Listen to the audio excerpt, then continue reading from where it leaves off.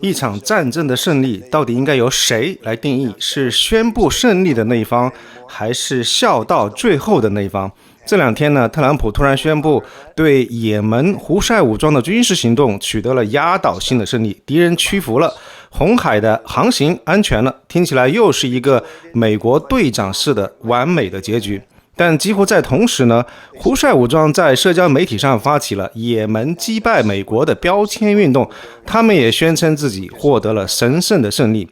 诡异的是呢，特朗普在宣布胜利的时候，竟然还非常罕见地称赞对方胡塞武装非常勇敢，有很强的承受能力。要知道，我们在这里谈论的不是某一个中等规模国家的正规武装部队，而是也门的部落民兵，江湖人称拖鞋军，因其装备简陋、常赤脚或者穿拖鞋作战而得名。一边是南星唯一超级大国的胜利宣言，一边是丐帮军队的不败高歌，而这背后是7架死神无人机被击落，3架 FA-18 超级大黄蜂战斗机坠入红海，是 F-16 和 F-35 战斗机差点被打下来，是短短1个月超过10亿美金的军费打了水漂，甚至还爆出了一个信号门的泄密丑闻。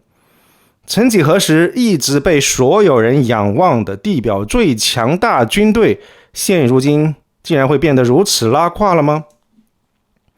要理解这一场胜利的蹊跷，我们需要瞬时移动到阿拉伯半岛。也门位于这个半岛南端的国家，多年以来战火纷飞，胡塞武装一直在也门内战中崛起的什叶派军事力量控制着这个国家大片的地区，包括其首都萨拉。他们喊着反美反以色列的口号，被广泛认为背后其实是有伊朗在撑腰。从2023年开始，为了声援加沙的巴勒斯坦人，胡塞武装开始频繁地袭击红海以及附近水域的这个国际商船，尤其是与以色列有关的船只。红海是什么地方？苏伊士运河的南大门，全球最重要的海运通道之一。掐住这条水道，就等于掐住了全球贸易的咽喉。这下可算是捅了马蜂窝，航运公司纷纷改道好望角然后这个运输成本飙升，全球的供应链又一次开始变得紧张起来。面对这种局面，2025年3月，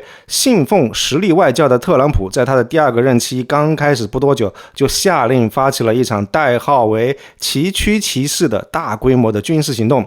特朗普给军方下了死命令，30天以内必须要看到成果。中央司令部的司令迈克尔·库里拉将军更是雄心勃勃，先瘫痪胡塞的防空，再定点清除他们的领导人。沙特甚至还非常贴心地提供了一份12个人的暗杀名单。为了这场速胜，美军是精锐进出 B-2 隐形轰炸机从迪戈加西亚起飞，2支航母战斗群非常罕见的同时部署在也门附近。F-16 从中东的基地呼啸而来，连英国也派了皇家空军参战。到5月初的时候，美军宣称已经打击了超过1000个目标，火力不可谓不猛。杀鸡何须用牛刀？按道理来说，消灭一股土匪跟地方军阀这种小 case 不应该有任何的悬念。毕竟当年美军在海湾就曾经在全球电视直播镜头当中对伊拉克军队展开了摧枯拉朽般的大屠杀，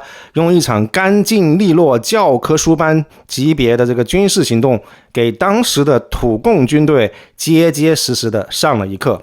然而就在全世界都以为胡塞武装这一次要面临灭顶之灾的时候，剧情却发生了180度的大转弯。这中间到底发生了什么？特朗普想要的速胜并没有到来，崎岖骑士这匹烈马似乎很快就跑偏了。首先我们来看一看美军在这一次红海冲突当中的表现。坦白说，我看的有一点点尴尬。胡塞武装这帮穿着拖鞋扛着 AK 的游击队，愣是让武装到牙齿的美军没有吃到什么好，反而吃了一个鳖。至少7架单价高达3000万美金的这个 MQ-9 死神无人侦察机被胡塞武装给打下来了，这不是一个小数目，7架就是2亿美刀。关键是少了这些侦察机，美军在该地区的这个情报收集跟精确打击上就要大打折扣了。更丢人的是，海军的 FA-18 超级大黄蜂战斗机在非常短的时间内，至少有3架大黄蜂折击红海，这可是单价6700万美金的战斗机。有2架是在执行任务的时候，稀里糊涂的从这个杜鲁门号航空母舰的甲板上掉进了大海，还有1架是在停火当天降落的时候又出事坠海。五角大楼坚称所有这几架飞机都不是被胡塞打下来的，但是有报道说，其中一次大黄蜂之所以会坠海，是因为航母为了躲避胡塞的导弹来了一个急转弯，其结果就是飞机没固定好，直接下饺子了。航母急转弯甩飞战斗机这种情节听起来像不像是电影里面的这种搞笑的这个版本？不过很可惜，这个却是真实发生在红海的一幕。还有更让人匪夷所思的，我们看到《纽约时报》昨天的报道，胡塞民兵还差一点打下了美军的这个 F-16和 F-35 战斗机，让美军上下都捏了一把汗。万一真的有 F-35 被打下来，飞行员被俘虏，然后来一场全球同步的直播，那个画面太美，我都不敢想象。说实话，绝对会是灾难性的一幕。试想想看，左边是全球的媒体头条都在报道中国快要退役的歼10C 击落了欧洲最先进的阵风战斗机，而右边是美国的顶级战斗机 F-35 被拖鞋军击落。这件事情如果真的发生的话，绝对会是非常具有这个历史意义的一幕，政治上的后果绝对会是不堪设想。军事上不顺不说，还伴随着非常惊人的花费。行动开始刚刚3个礼拜就烧掉了快10亿美金，光是扔下去的精确制导的弹药就价值超过7.5亿美金，攻击1000多个目标，投了2000多枚弹药，这还不算2艘航母战斗群的日常开销，战机飞行的成本，以及那些掉到海里去的无人机跟战斗机的这个钱。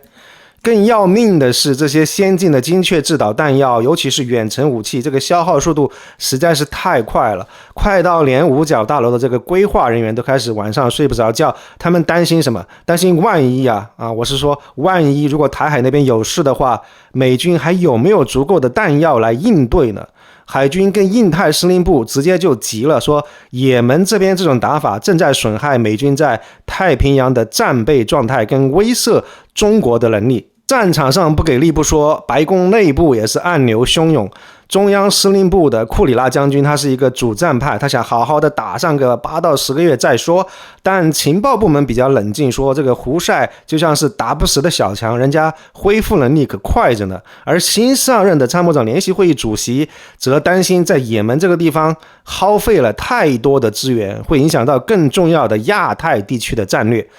就在这个节骨眼上，还爆出了一个信号门的丑闻，一帮最高级别的美国官员，包括了副总统、国防部长、国家情报总监、国家安全顾问跟白宫幕僚长，所有这些人他们建了一个加密的聊天群，讨论高度机密的也门军事行动的细节，比如说武器型号、进攻的时间、目标等等等等。但是有一位完全不相干的人，还是一位记者，就一直待在这个群里面，而他们竟然完全都不知道。这个简直就是向公众在直播作战会议，而这起泄密事件让白宫颜面尽失，也暴露出内部管理的这个混乱跟决策层对于行动策略的真实的疑虑。在这样一种内外交困的局面底下，特朗普的个人行事的风格就开始起到了决定性的作用。首先第一点，他最讨厌这种没完没了的战争，他要的是立竿见影的成果。所以30天期限一到，胡塞并没有被打趴下，他立马就已经失去了耐性。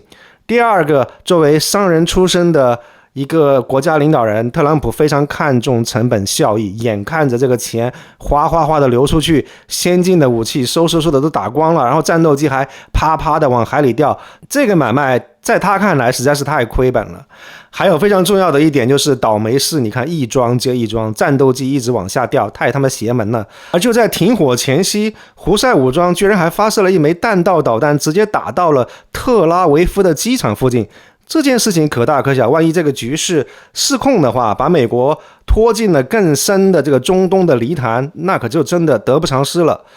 就在特朗普骑虎难下的这个时候啊，一个非常体面的台阶递到了他的面前。一直在美国跟伊朗以及胡塞之间扮演这个调停人角色的阿曼这个国家方面传来了消息，就是如果美国愿意停止轰炸的话，胡塞武装就承诺停止攻击红海上的美国船只。注意哈，这里只提到了美国船只，这个对于急于脱身的特朗普来说简直是天赐良机，所以白宫迅速的抓住了伸过来的这一根橄榄枝。于是就有了我们开头看到的那一幕。5月6号的时候，特朗普政府突然宣布立即停止对于胡塞武装的这个打击，并且高调的宣称胡塞已经屈服，同意停止攻击红海的航运。他的这个胜利宣言极具技巧，一方面说胡塞屈服了，一方面又称赞对手有很大的承受能力，很勇敢。这番话的潜台词就是对手很强，我们打赢了才显得更有本事，或者说对手实在是太强了，再打下去也不划算，所以现在收手刚刚好。而胡塞武装那边也立刻宣布胜利，拖鞋军直接就说了，不是我们屈服了，而是美国退缩了。所以同一场战争双方都宣布获胜，这种情况其实真的是见怪不怪。刚刚发生的印巴战争我们也看到了，但发生在南星最强大的军队跟拖鞋军之间，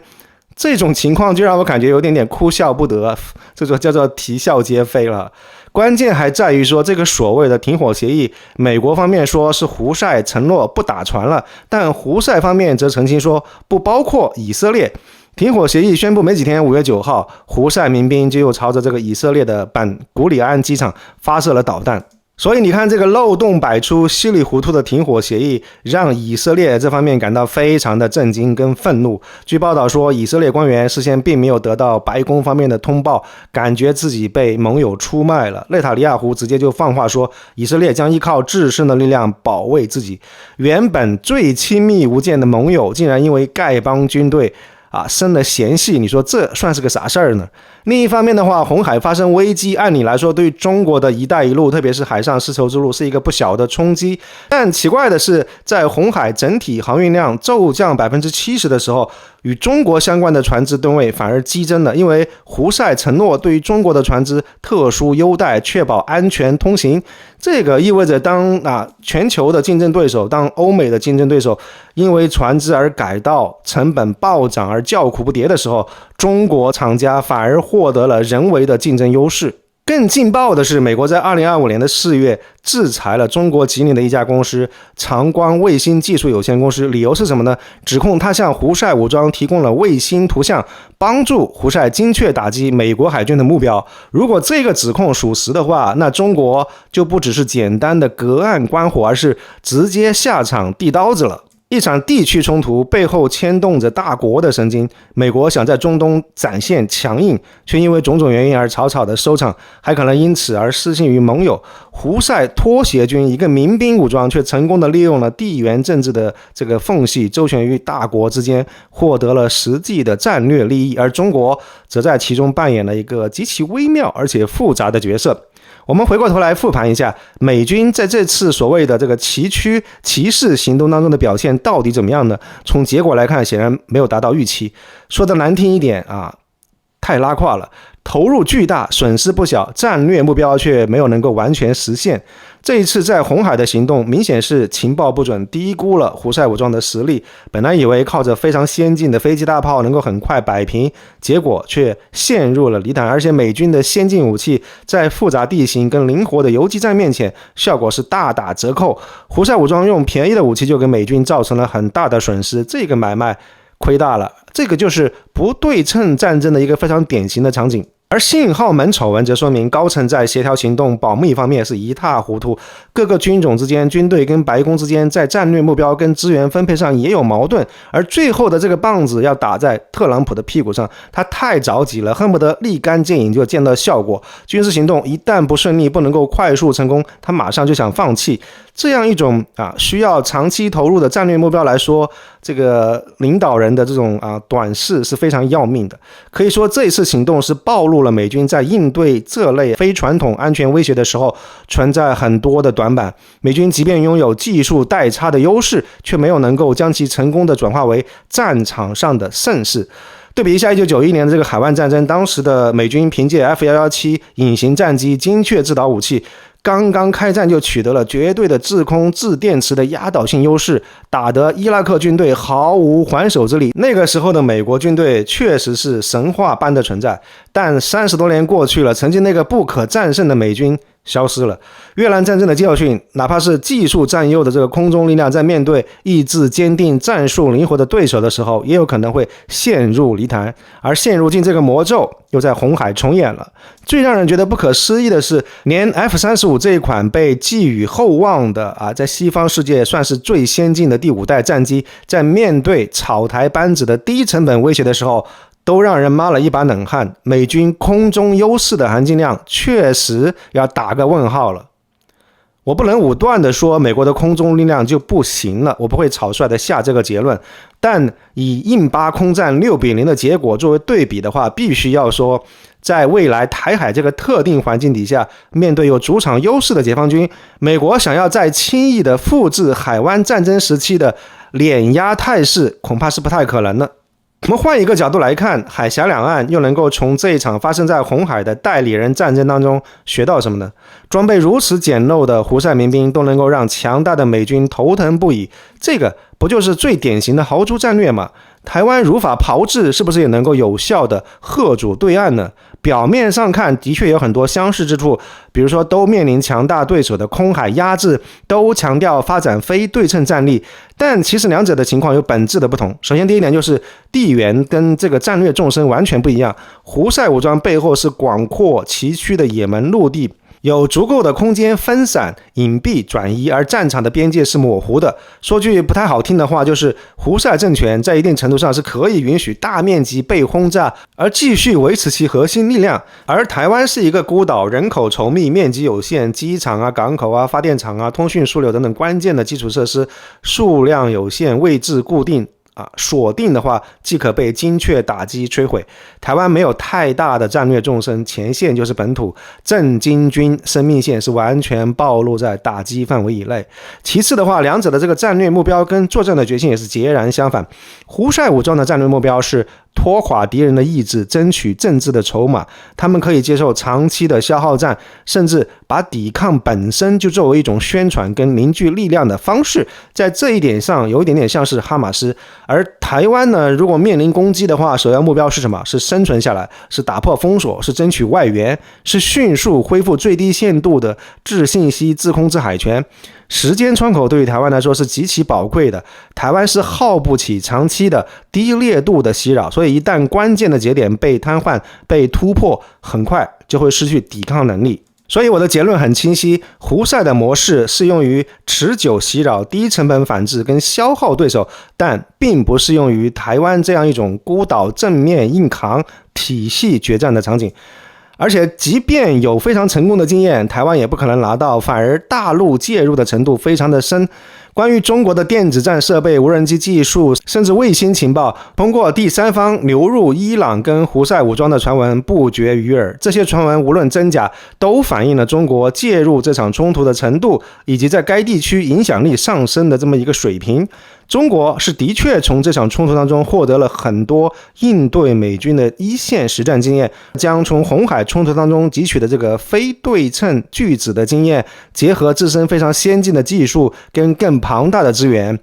这个海峡对岸反而更有可能发展出一套升级版的模式，将其应用于台海，应用于将来有可能介入台海的美军身上。所以从红海的冲突当中可以看出来，中国在全球代理人竞争当中的策略更侧重于地缘经济杠杆跟非对称的手段，更注重与经济跟外交手段的结合。在代理人问题上，中国更倾向于间接的支持，比如说通过支持伊朗间接影响胡塞武装的行动，这样既可以保持一定的合理的否认空间，还可以避免直接的卷入。另外一个非常重要的就是非对称的策略，也就是提供军民两用技术跟零部件。比如说美国制裁了像深圳博宇这样的中国公司，指控他们向胡塞武装提供导弹跟无人机的组件，还有报道称胡塞无人机上发现了中国产的这个氢燃料电池跟螺旋桨。在空中力量方面，中国对于代理人的支持则更多的体现在提供无人机的零部件、导弹制导技术，甚至于卫星情报。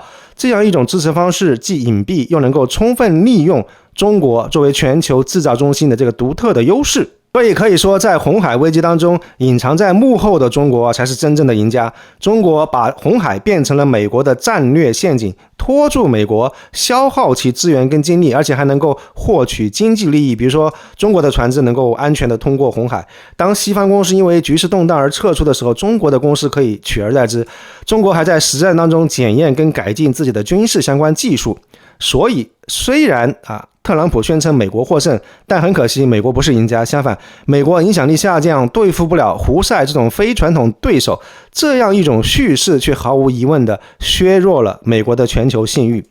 所以红海的硝烟告诉我们，技术优势不等于战场的绝对胜利。一个得到外部支持、善于学习跟适应的代理人，完全有能力让超级大国头疼不已。美国在这场红海冲突当中对于弹药库存的担忧，特别是对于台海局势的潜在影响，也从另外一个侧面反映出大国博弈的焦点所在。任何一个地区的小动作都有可能牵动全球战略的大棋局。所以特朗普的这一次红海撤兵究竟是精明的及时止损，还是被迫的战略收缩？欢迎您在评论区留言。如果您喜欢这些内容，别忘了点赞、订阅爱生的频道，并且打开小铃铛，这样就不会错过我们下一期的精彩分析。感谢您的收看，我们下期再见。